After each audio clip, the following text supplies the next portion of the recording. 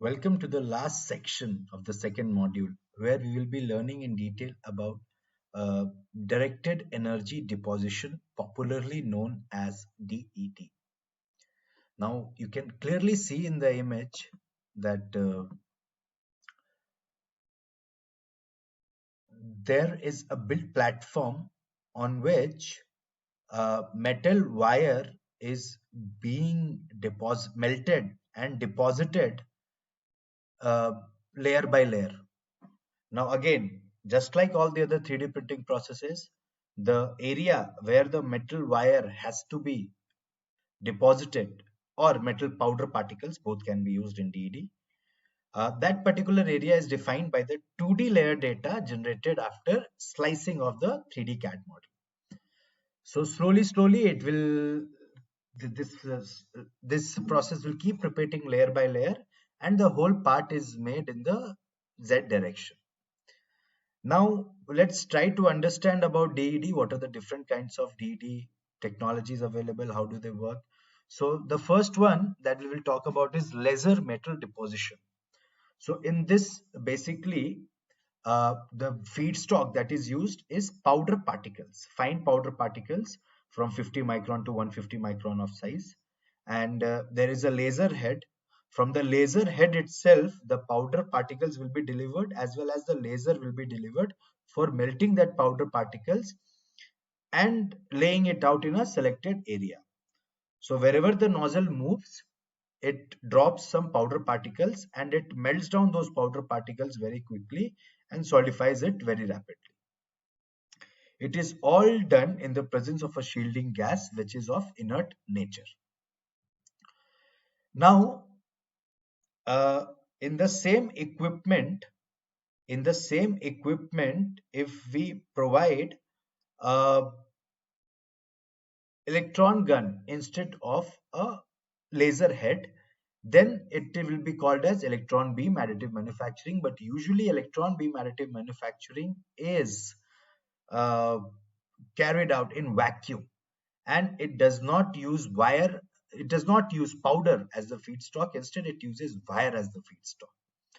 So electron beam additive manufacturing is capable of producing really large components by melting wire metal uh, in wire form using the source from an electron gun.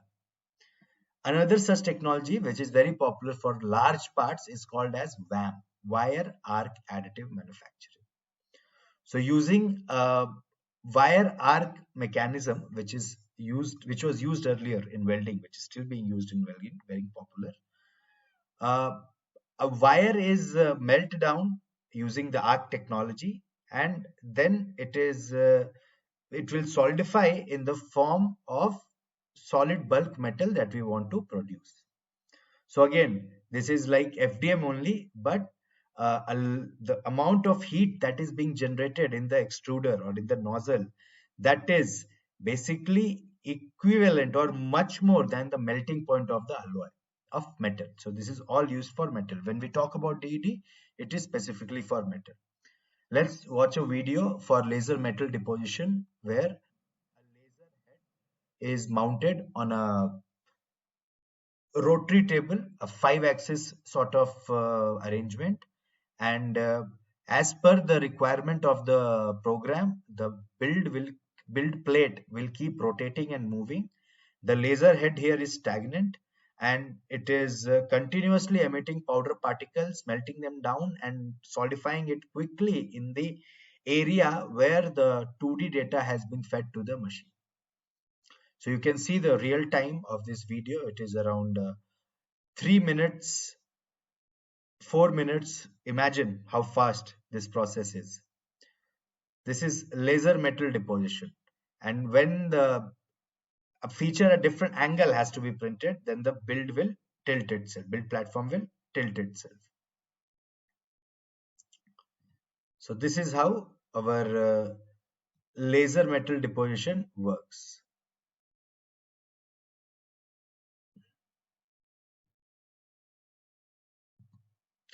Now let's have a look at electron beam additive manufacturing. How does this work? electron beam additive manufacturing is typically used for even larger parts like 1 meter, 800 meters. The largest machines you will find in the industry will be of this technology, electron beam additive manufacturing. But at the same time, the features that we can produce through electron beam additive manufacturing will be much coarser than powder DED, because the wires that we are using, they are usually of big diameter like 1 meter, 1.2 meters. But yeah, for titanium and tantalum materials, this is a very preferred technique. But again, this has to happen in a vacuum environment. Unlike other DD techniques where they were happening in inert gas atmosphere, this happens in vacuum and it requires machining. Machining is mandatory. After producing the part, you need to machine it because the surface texture is very coarse, it's very bad, and you need to finish it off. And that finishing is done through machining. So this is a typical electron beam additive manufacturing where you can see two separate nozzles are being used for feeding wire, and the electron head is fixed separately. It is used a lot for aerospace components and other components. Now, the similar way wire arc additive works, let's have a look at the video how it works. So the basic principle is simple, only the wire arc torch is used instead of an electron gun or a laser head. It also uses wire as raw material and it slowly deposits layer after layer. Again, you will see, since we are using wire here, the feature sizes that are produced are very large, very big. So we need to machine these as well. But again, both WAM and WAM and EBAM, electron beam additive manufacturing, are the technologies which are used to produce large parts, not fine features. When it's about fine features, we will prefer going to powder DD or laser powder bed fusion. So we learned about the processes. Now let's have a look at the advantages of DED. Now, since it's a nozzle-based method, which is very much similar to welding, what it can also be used for welding or repair purposes. So you can actually take an existing component, an old component, and start depositing material on it. Now, since it's more similar to welding, a conventionally established, well-established technique, there are lots of options when it comes to materials.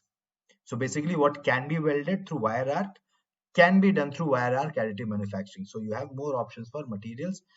We can definitely make large components by 1 meter, 2 meter, that large components.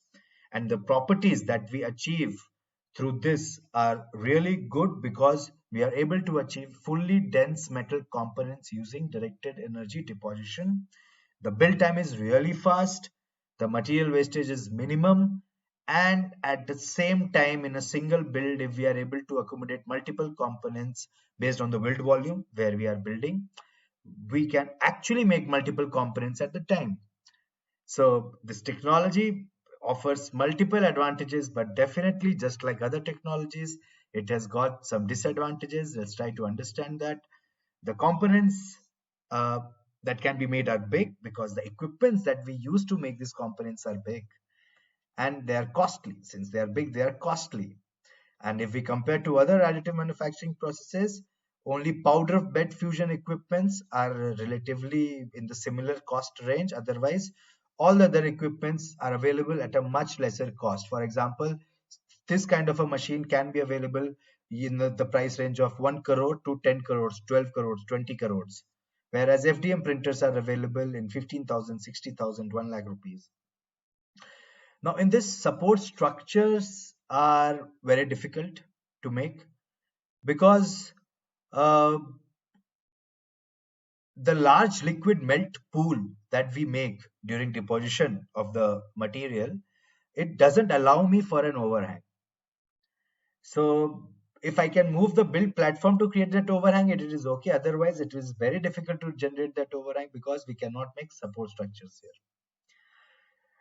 Also, the energy required to maintain the melting point of the alloy that we are dealing with, that we are processing, it results very high thermal gradients. So residual stresses are a problem in this technology as well.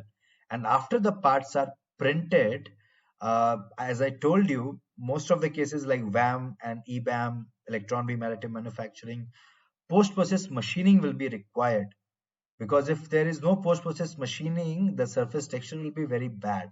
So you need to machine it out.